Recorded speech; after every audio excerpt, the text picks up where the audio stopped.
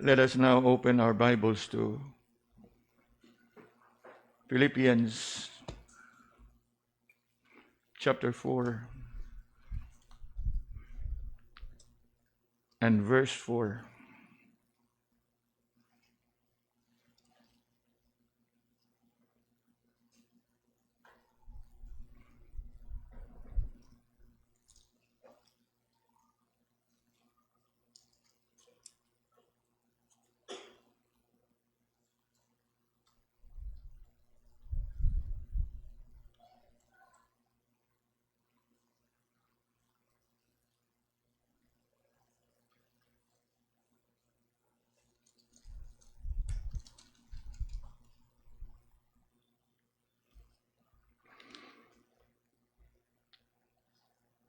Philippians chapter 4 and verse 4.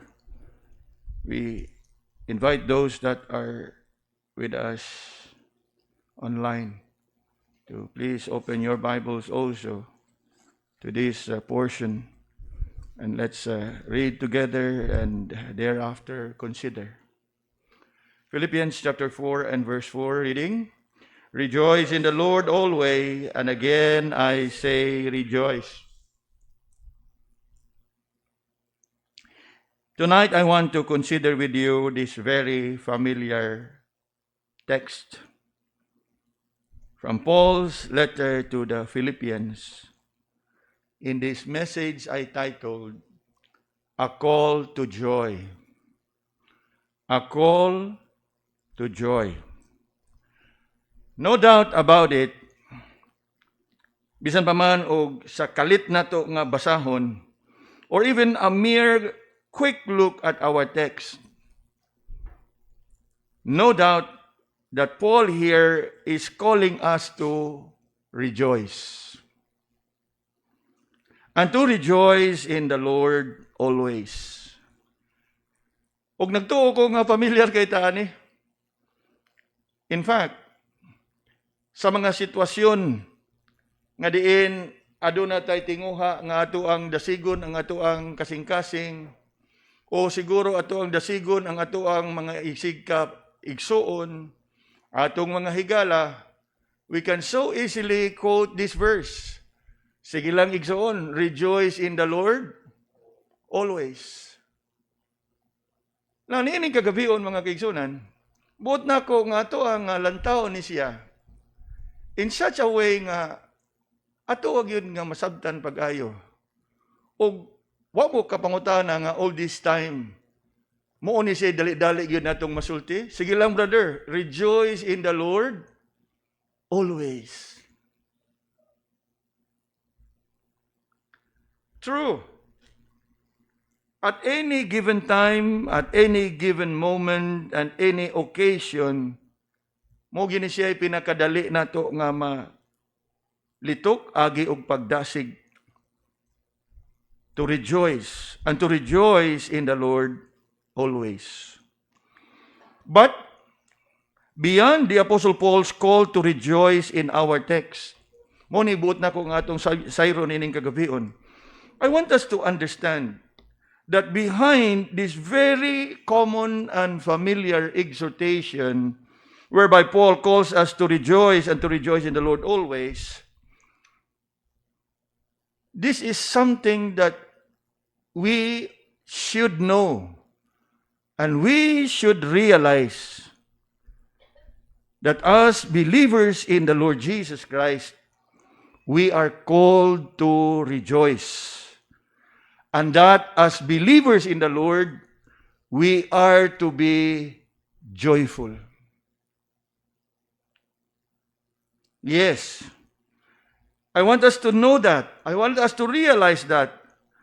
Nga kita nga mang totoo, we are supposed to be joyful people. In fact, I would say that a gloomy Christian, if there is such a person, is a contradiction in terms. Ako mo na? A gloomy Christian, if there is such a person, is a contradiction in terms. Nga naman, kay kita nga mga anak sa Ginoo, we're not called to be gloomy. In fact, it is God's design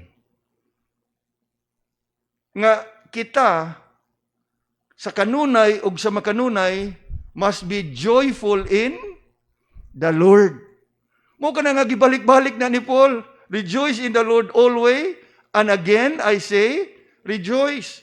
Nga kung imo ginantanawon, oftentimes ang ato ang pagtanaw niya na nga gibalik lang kaduha, actually in many times. Rejoice in the Lord always. Kanang always diha is not always sa kanunay, but always at all times and in all condition. Mo na nga, in our King James, it doesn't come with an S. Because the emphasis here is not about the continuity and the perpetuity, but we must rejoice in the Lord at all times, all the way, and in all condition. Meaning, in all circumstances in life, we are to rejoice. But how many of us have really realized it? Gani mga kaigsunan, mo ka na familiar taan kay gibalik-balik ni Paul, o ato pong gibalik-balik, because we continue to be a stranger to such a joyful disposition sa ato ang kinabuhi. Yes, I want us to understand this, and I want us to realize this. Christians are supposed to be joyful people. And siguro mangutana mo, why is that? Sa unsang pagkaunsa, pastor? Sa kadaghang problema nga atong giatubang sa kadaadlaw, joyful? Yes. We are called to be joyful. We are called to rejoice. Now, but na ko nga ato ni siyang sayron sa paagi, nga ma-establisar kini nga kamatuoran diha sa tuang mga kasing-kasing. Consider for a moment, in the Gospel of Luke, chapter 2, we know very well, the Gospel of Luke chapter 2 records for us how the shepherds watched their flock by night and how the angel appeared unto them. And if you can look quickly at verse 10 of Luke chapter 2, this is what we read. And the angel said unto them, fear not, for behold, I bring you good tidings of what? Great joy. Unya, we know very well what is that great joy is all about. And what is that great joy all about? Because it is all about the coming, the birth, for unto you is born this day in the city of David a Savior, which is Christ the Lord. That you will find in the next verse, verse 11. So, naa dinhi ang tinubdan sa ato ang kalipay. Ang atong kalipay naa diha kang Kristo. Ug mao kana nga kalipay ought to be our default, because it is God's design for us. Nga diin, kung ato yung i-trace, dili lang sa Philippians 4:4, but it would bring us back to the Lord Jesus. I bring you good tidings of great joy. And of course, ining panahon sa Pasko, how we love to sing what? Joy to the world. Now, think about it. Joy to the world. If the world can rejoice, how much more we that are in the Lord? Wa mo magabantay ana? Nga usahay maglantaw tas mga tao sa kalibutan, they are rejoicing. Unya kita unta nga it is our design, it is our default that the Lord really has purposed us to be joyful. We are gloomy. How is it? Something must be wrong, right? Now, dako kayo na nga pangutana.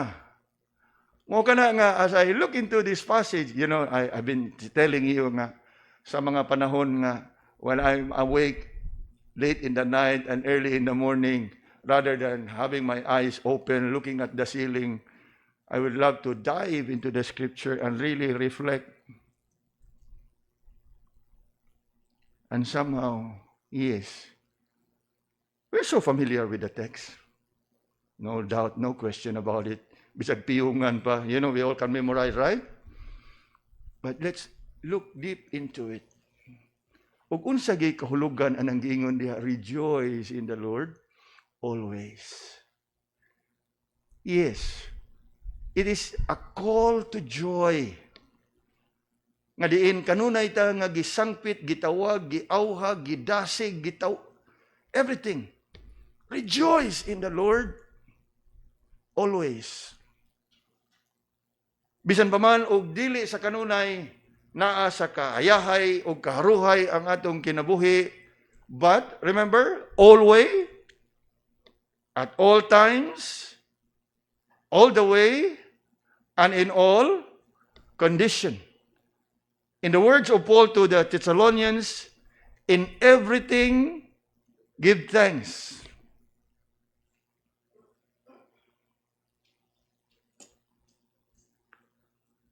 Now, if the world indeed can rejoice, how much more we who are in the Lord?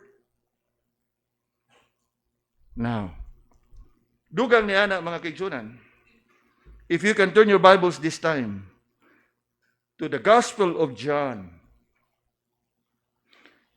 chapter 15, and look at verse 11. John 15 and verse 11. We know very well the entire chapter is about abide in me and I in you, right? But I bring your attention straight to verse 11 to save time. These things have I spoken unto you, that what? My joy might remain in you. Unya, ang sunod. That your joy might be, we have all the reason to rejoice at the birth of Christ. We have all the reason to rejoice as we abide in Christ. I'm sure you know the context there is about abide in me and I in you. As the branch cannot bear fruit, abide in me and you abide in my love and in my Father's love. That's the context there. Unya, unsay giingon sa atong Ginoo diha? That my joy might be in you. And look on. And that your joy might be full. Now, mahunong tagkadiyot mga kaigsunan. When was the last time nga ito yung natagamtaman ang maong joy or kalipay?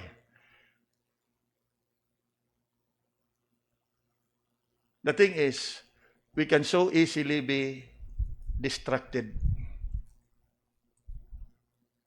We can so easily be disrupted. Distracted gani, malinga. Disrupted gani, something will be disturb our thoughts. We can so easily be disturbed. And that explains why we often miss how it is to be joyful.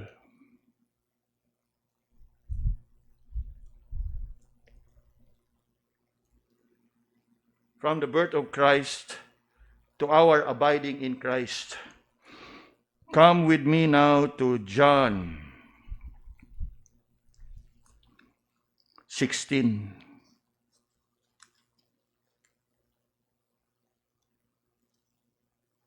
John chapter 16, looking at verse 20 up until verse 22.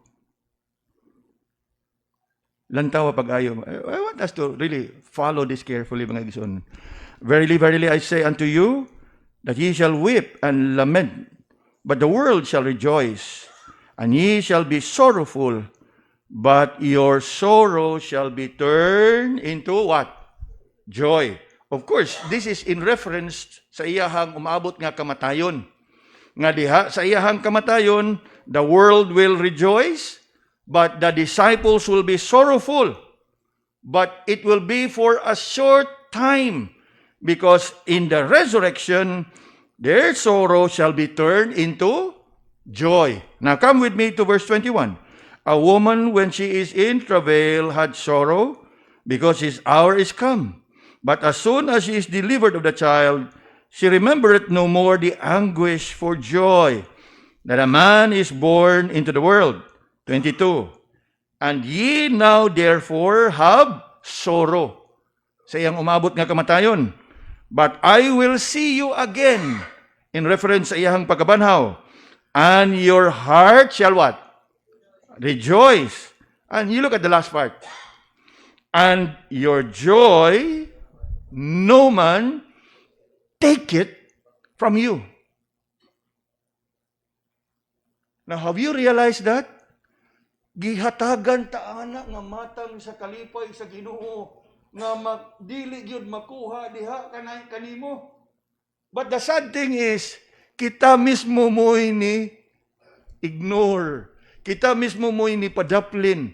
Kay nga naman, mas gipadako nato ang atuang kahimtang sa kinabuhi.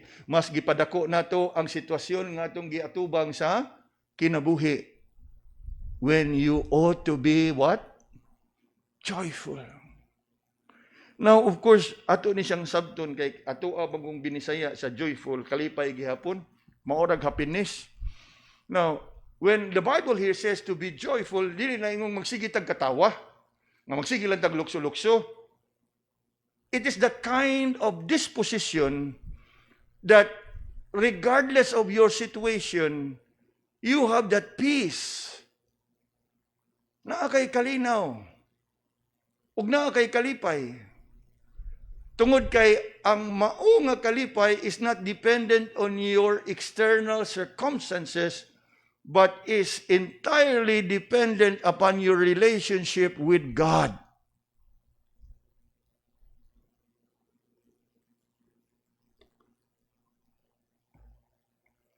Nga mao kana nga sa mga panahon that we succumb to sadness, we succumb to struggles and difficulties in life, we are to comfort ourselves, rejoice in the Lord always. Kay nga naman, ang atong Ginoo niingon din ha, that your joy no man take it from you. So we rejoice at His birth. We rejoice in our abiding in Him. We rejoice in His rising again. What more? Later on, in John 17, in His high priestly prayer. Look with me at verse 12.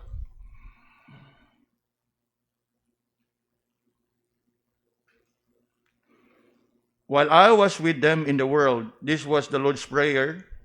While I was with them in the world, I kept in thy name those that thou gavest me, I have kept, and none of them is lost but the son of perdition, that the scripture might be fulfilled. Look at this, 13. And now I come to thee, and these things I speak in the world. Look at this, that they might have what? My joy fulfilled in them.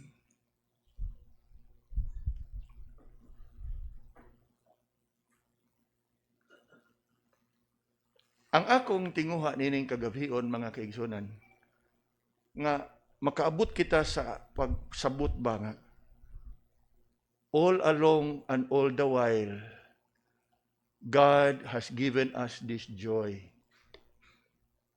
Apan, lagi taliwa sa nagkalinlaing sitwasyon nga itong giatubang, murag matabunan ba o ma-eclipse ang maong kalipay.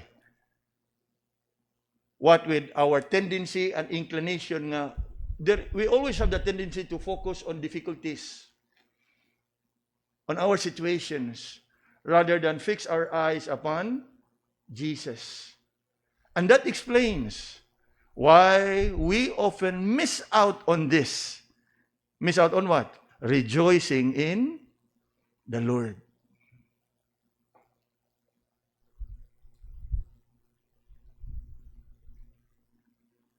Nga kung atong sumadahon, these verses that I brought to your attention, I want us to understand. There is great joy at His birth. There is great joy in our abiding with Him. There is great joy in His resurrection. There is great joy in His ascension. Sa iyahang pagbalik ngadto sa langit. Na asa pa man taa na, o asa pa man nato ibutang ang mga kaguol o mga kabalaka, when the Lord has purposed it, nga iyahang gipaambit kini nga kalipay diha, kanato. In fact, bisan sa atuang matag-adlaw nga pagsangpit kaniya, bisan sa atuang nga pagdangup ngadto kaniya, even tonight, after all, we are gathered together to pray, right? Come with me to John 16. We have looked at John 17. Now, John 16.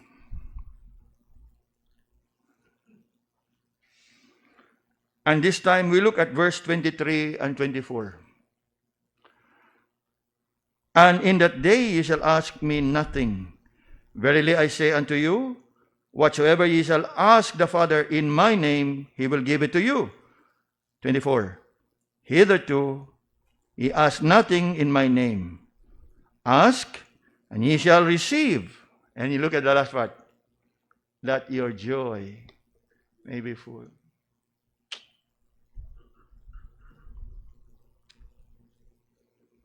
Looking at these verses, mga kaigsunan, indeed, I hope this time you would come to agree when I say that a gloomy Christian is a contradiction in terms. Nga naman, if you struggle to believe in the fact that you are called to joy, you know what is the implication? You are making the Lord a liar. Kaya nga itong ginuningon yun nga, I have given you my joy, and that my joy might remain in you. Unya, ikaw magdumili ka sa pagtuo sa gisulti sa atong. Have you realized that? Mauna siya mga igsoon. Gani, sa ako ang bahin, this is the very reason that I rejoice. Bisan pa man, ining akong kahimtang. Ang morning ako ning gustong i-share diha ninyo. Kaysa nagkalilain na ito nga sitwasyon, unta, we would share one and the same joy in the Lord. Although sama kaninyo, I also can yield to the flesh. I can also yield to frustration and disappointments. But the thing is, I would always go back to the Lord and plead for His mercy.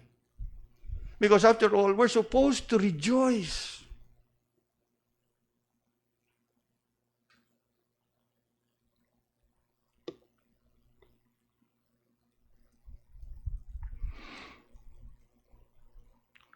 Christians are supposed to be a joyful people. Joy, listen carefully, is one of the most visible sign nga magpamatuod nga ang usa ka tawo anaa kang Kristo. Now think about it. We rejoice in our salvation. We rejoice knowing that our sins have been forgiven. We rejoice at the thought that we have been justified. We rejoice in our sanctification. Nga siguro dili perfecto apan nagkapanglimbasog nga magkinabuhi diha sa kabag-uhan.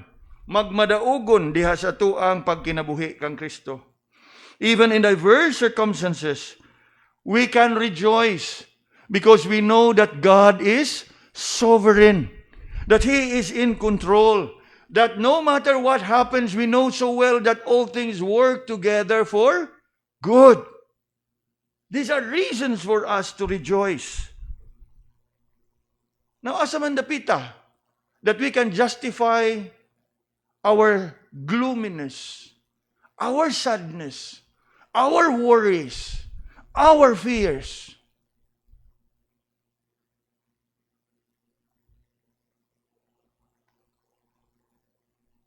We all can rejoice in the Lord. Gani, even as we think of the gospel in which we are commanded to proclaim. What is the gospel? It's the good news. And how are we to proclaim the good news? Of course, we must proclaim with joy.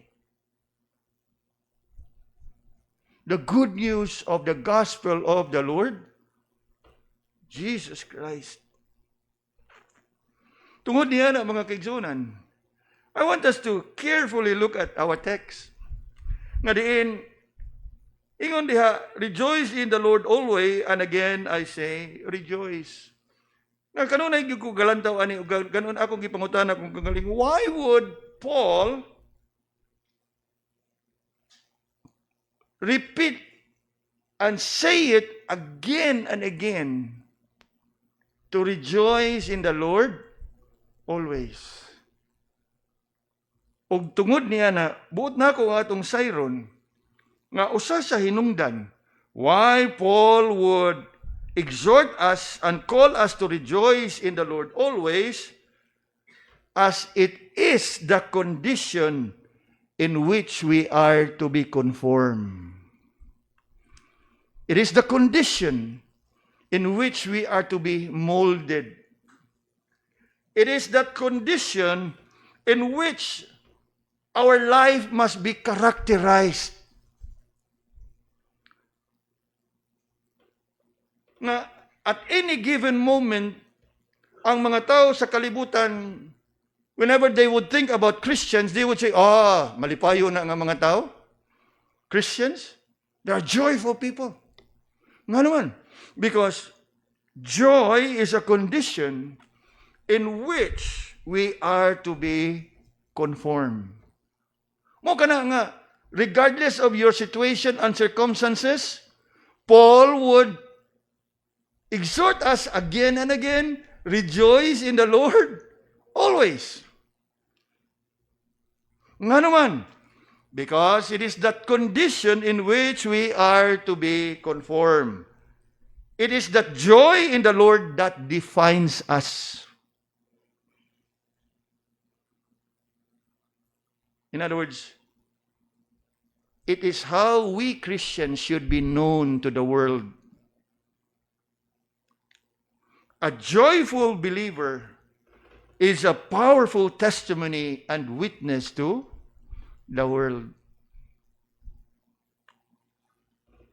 We all know that Paul wrote this letter to the Philippians inside prison in Rome.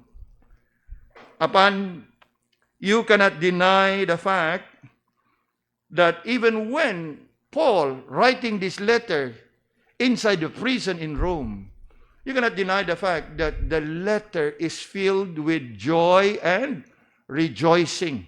In fact, Paul's letter to the Philippians has been known as an epistle of joy or a joyful epistle. Nga diin ang tunada, ang tema, ang tenor sa maong suwat is all about joy and rejoicing in the Lord. And that is somehow interesting to note. Kay kung atong lantawon ang kahimtang ni Apostol Pablo sa iyang pagsuwat niini, siguro sa matas kalibutan, siya mo'y pinaka-ilkiki, ilkiki, luoy kaayo. Kaya naman, naagog kasulod sa bilangguan.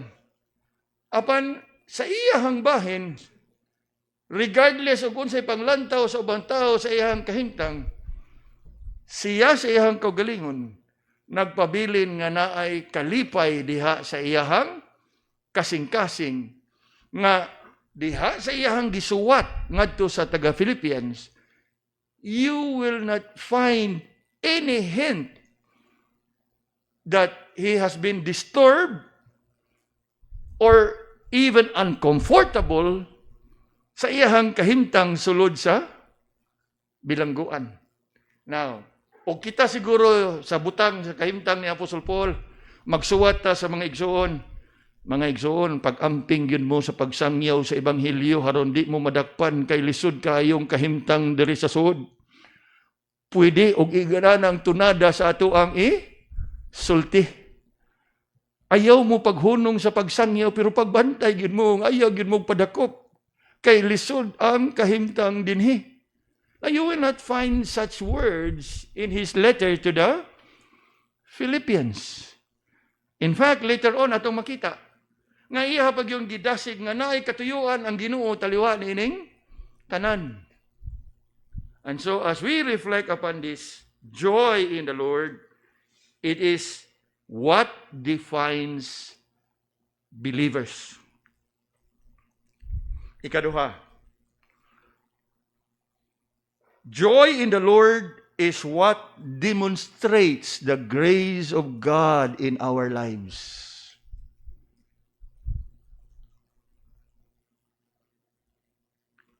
It is joy in the Lord that enables us to bear affliction. It is joy in the Lord that enables us to endure trials and temptation.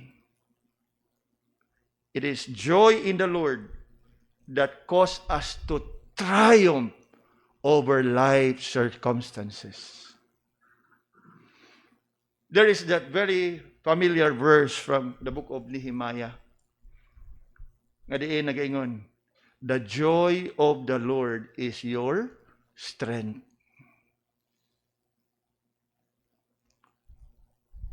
Unsay kahulugan niya na?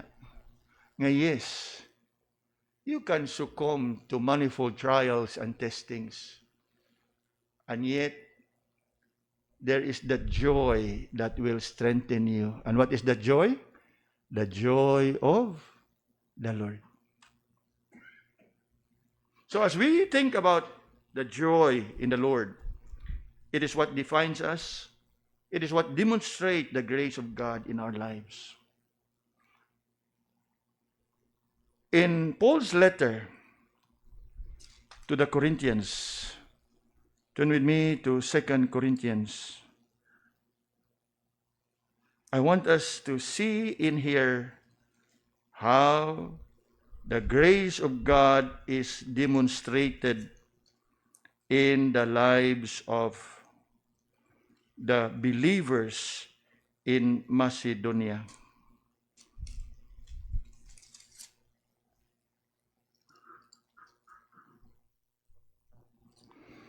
First Corinthians, Second Corinthians, chapter 8.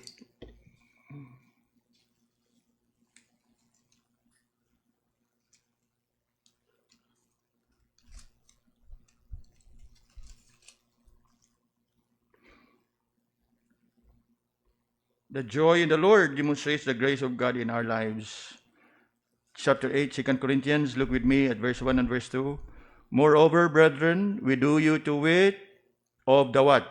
The grace of God bestowed on the churches of Macedonia, how that in a great trial of affliction, look at this, the abundance of their, sa grabe nga kasakitan nga ilahang nahiaguman, abunda ang ilahang kalipay.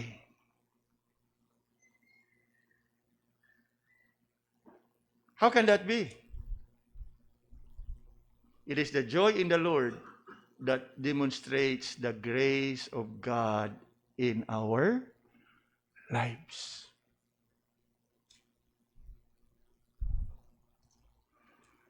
In great trial of affliction, the abundance of the joy, and in their deep poverty, abounded in the riches of their liberality. Now, you look at these words here, affliction and poverty.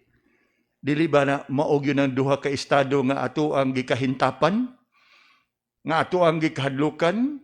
Nga, Lord, ayaw lang taon, affliction and poverty. In our language, kasakit o kagutom. And yet, in the midst of it all, they have what? Abundance of joy.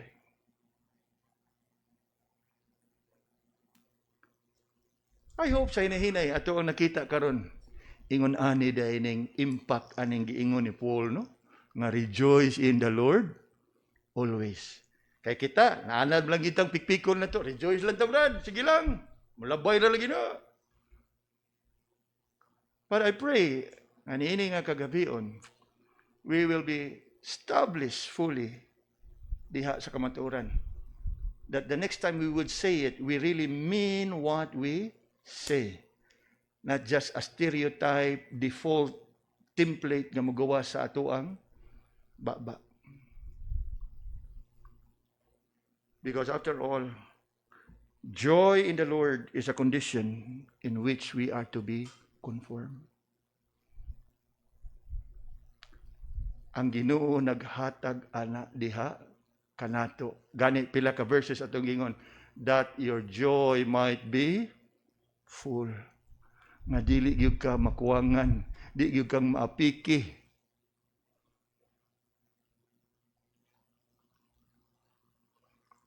Not only that it demonstrates the grace of God in our lives. Here's one more. It is the joy in the Lord that enables us to discover the will of God in our lives.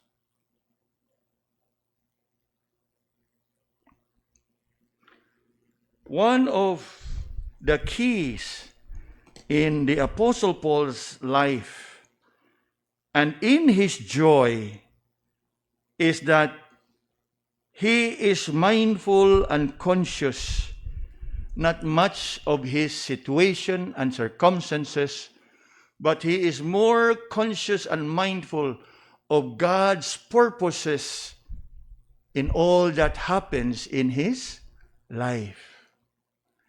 Now, that unta mo sa makadiyot in chapter 1 of Philippians. Sa mga pasiunang mga bersikulo diha sa iyahang suwat. In Philippians chapter 1 and verse 12, he was trying to explain to the believers ang katuyuan sa dagan sa panghitabo diha sa iyahang kinabuhi. Nga naingon siya diha in verse 12, but I would ye should understand, brethren, that the things which happened to me have fallen out rather unto the furtherance of the gospel. Now, notice carefully the words of Paul. Siguro sa mga tao nga ni dakop niya o nidala niya sa bilangguan, nagtuog yun sila, nga karon nga ato na nadakpan si Apostol Paul, mapiangan na gyud ang kausa sa Ebanghelyo. Nga naman, kay nawa naman ang great preacher of the gospel. Parehas ba sa tumong sa mga Hudiyo nga ilahang gipatay ang atong Ginoo nga mapuo na gyud ang Kristyanismo? Mao gyapon ni. Pero unsa giun sa paghulagway ni Paul? That what happened to me turned out to be the furtherance. Furtherance gani mupalambo pahinuon sa buluhaton sa Ebanghelyo. Sa unsa man nga paagi, iyahang gisaysay in the preceding verses. Ingon diha, so that my bonds in Christ, nga aron ang akong pagkabilanggo, mapadayag nako si Kristo dinhi sa palasyo. That my bonds in Christ are manifest in all the palace and in all other places. Nalantaw ra ko ng iyang panglantaw diha. Nga siguro sa iyang mga kaaway, napiangan na gyud, di na gyud ni makawali. Now, wa nila mabantay nga sa ilang pagpriso dito, sila na hinuigi walihan. Are we following? Sila na hinuigi sangyawan in the palace. Unya, and in other places. Why other places? Kay katong mga gwardya inigrelibo, ig-off duty nila, muuli man to sila. Ig-uli nila. Ilahag yung isubay nga matay. Nahinabi na ko si Apostol Paul, murag tinuod tong Ibanghilyo. So kinsay nagsangyaw sa Ibanghilyo, no longer Apostle Paul, apan katong iyang gisangyawan sa iyang pagpauli sa ilang mga pamilya.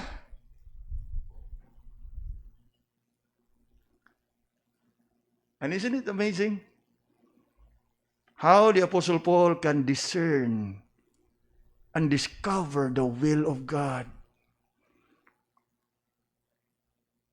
And this is all because he knows that God is sovereign, that nothing happens by chance. Nga sige lang og na ako aning bilangguan. They may have thought evil of me and against me, but surely God has His good purposes behind this. And he said it in verse 13.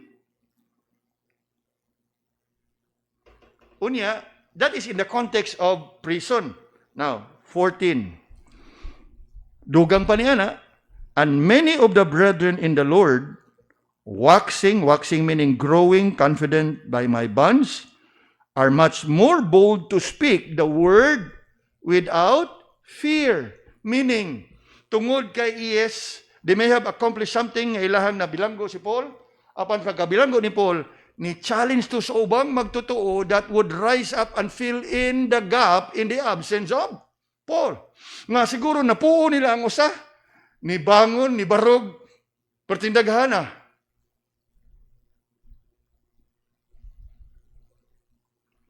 So, unsa itong makita diha mga kaigsunan?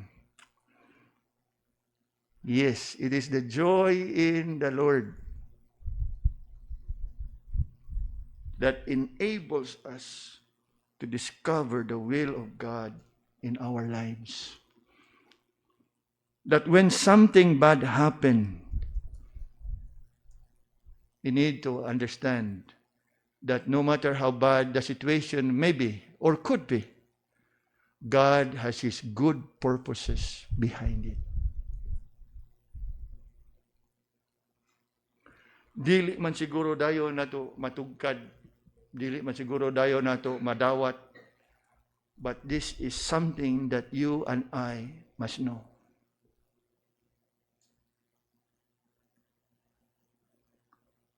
Ug tungod ni anak, we just have to learn to yield ug unsay katuyuan sa Ginoo. And trust the Lord to do and accomplish what He has planned in our lives. So joy is a condition in which we are to be conformed. And that explains nga nung kanunay balik-baliko ni Apostol Pablo, and that explains nga nung kita unknowingly or perhaps unconsciously kanunay nato nga magamit nga pagdasig is rejoice in the Lord always. Ikaduha mga kaigsunan, when Paul here said, rejoice in the Lord always, and again I say rejoice. Joy is a disposition in which we are to be transformed. You know, mga kaigsunan, while we have considered the first point, that it's supposed to be our condition, the default, the design in which God designed us to be, apan dili tanan ka nato andam nga mo conform diha. And that is why the second point comes in, that we need to be transformed into that condition.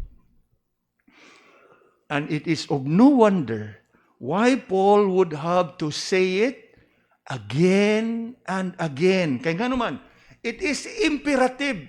Whether you like it or not, you must rejoice. You must be joyful.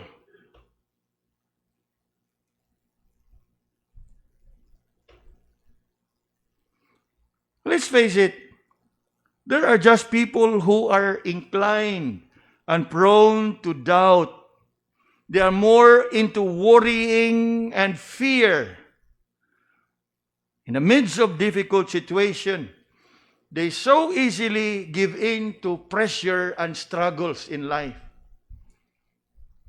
In other words, they're not ready to conform into that joyful condition. But it's not an excuse. If you can conform yourself, you need to be what? Transform.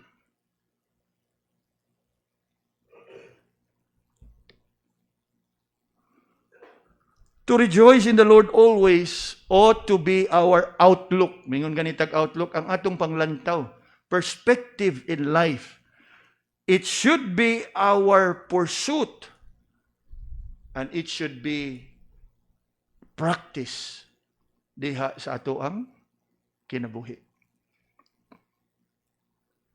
And to practice it how? Ingon diha, always. I've said it a while ago. Always there means at all times, in all condition, in every circumstances.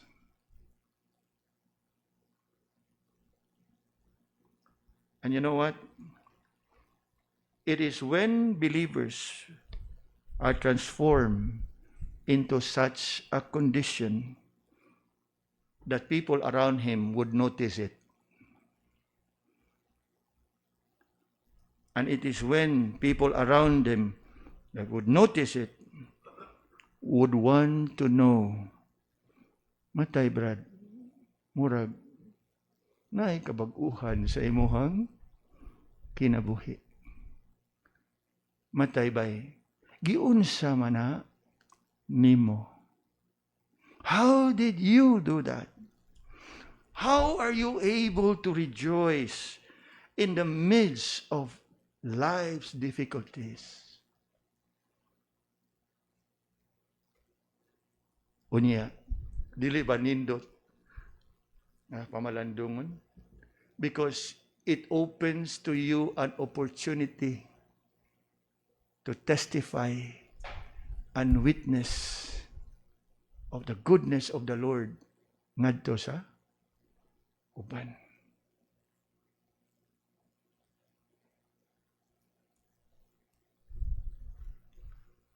Mga igsoon, I don't know where you are sa inyo karong kinabuhi.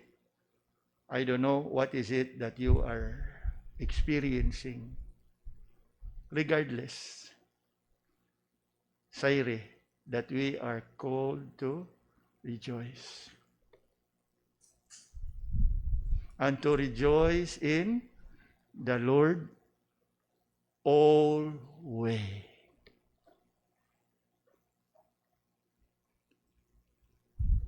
Moving on. Sa pag-ingon diha ni Apostle Paul, rejoice in the Lord always. And again, I say, rejoice. Sa iyahang pagtawag, sa iyahang pag-auhag, calling us to rejoice in the Lord, we are reminded that it is that condition in which we are to be conformed. And we are reminded that it should be our disposition in which we are to be transformed. Pag-ingon diha, rejoice in the Lord. It brings us to our third and last point, that joy is a provision that every believer must put on. Contrary to a common understanding that joy can be pursued after, that you can seek after joy, that you can one day find ultimate joy in life.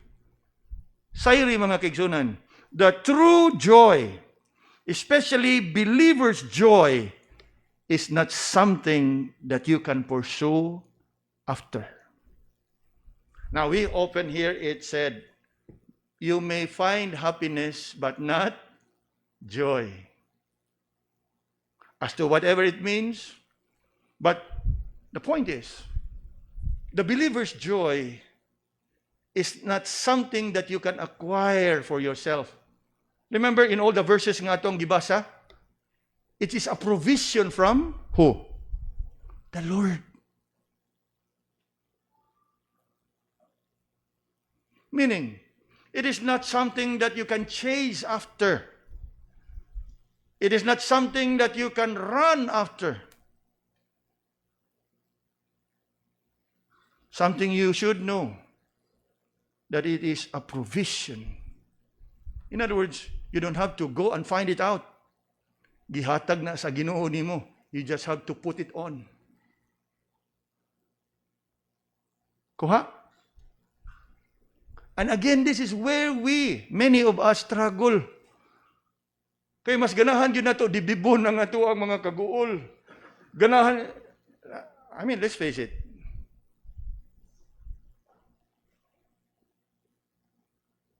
Mukha na nga ningon yun diha, rejoice in the Lord always. Don't give any room.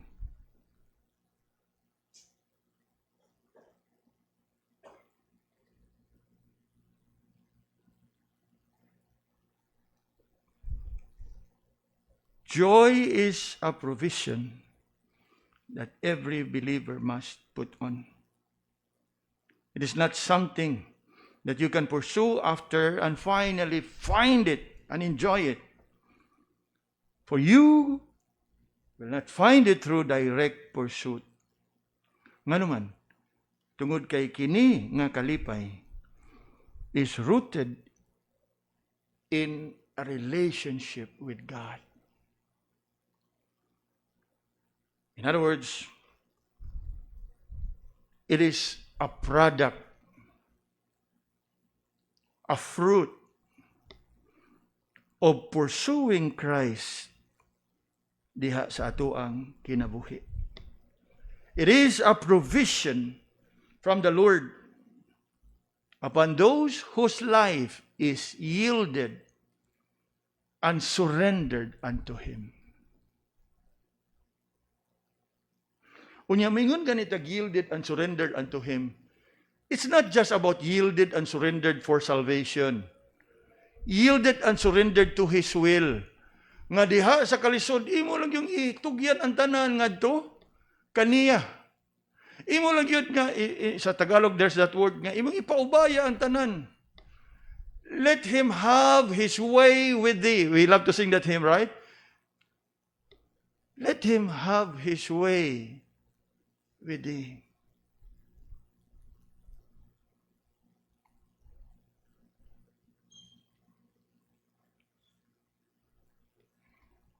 As long as you live for yourself, you will never find it. But when you yield, you submit, you surrender your life over to Christ and live for Him, there you will find joy.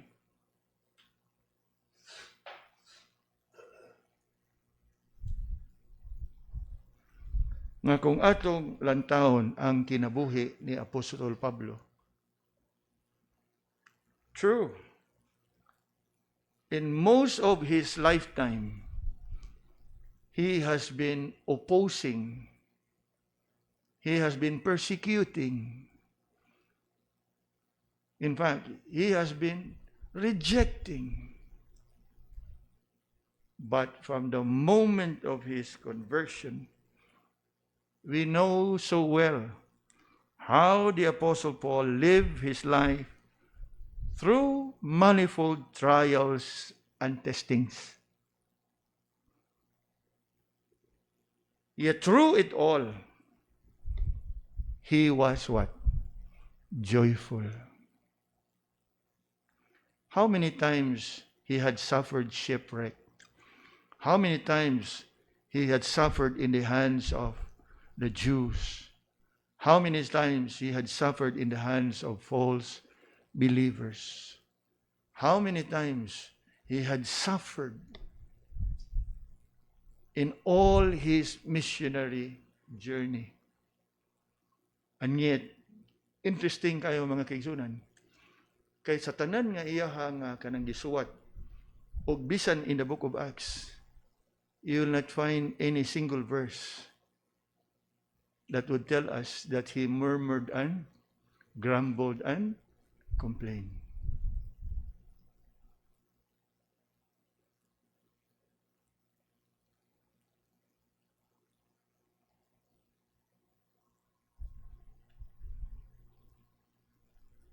Ug mao kana nga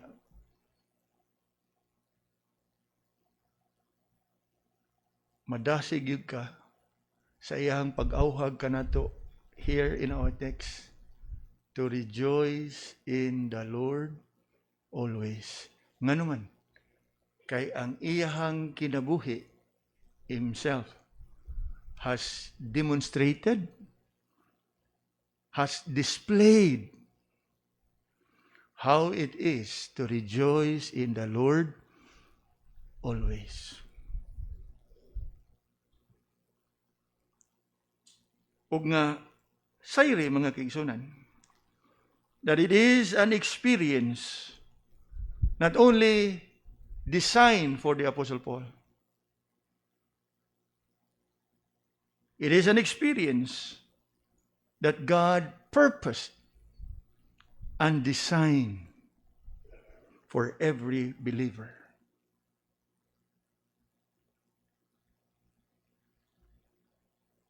Nga sa atua nga pagpamalandong nining kagabhion, I trust that it has brought you to a clearer understanding of why we ought to rejoice in the Lord always.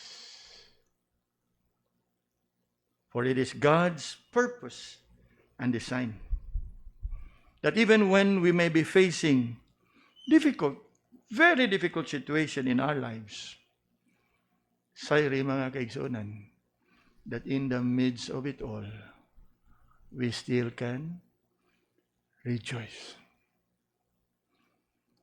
Lord, salamat sa imong mga pagdasig, sa imong mga pagtudlo, even in allowing us to consider in this manner such a common and a very familiar passage. That we are thankful for impressing upon us to consider and meditate. And we are glad for the precious truth, lessons that we have considered. It is our prayer that may these lessons that we have learned tonight would encourage us even so to rejoice in the Lord always.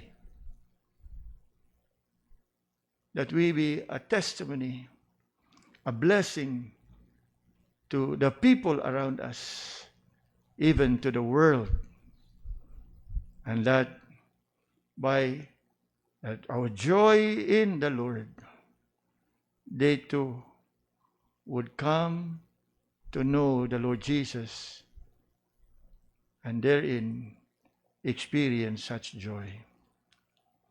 Be with us tonight as we proceed to our time of prayer and intercession. Be merciful unto us. Forgive us, O Lord, from all our sins. Forgive us from all our transgressions, that our prayers would not be hindered. In Jesus' name we pray.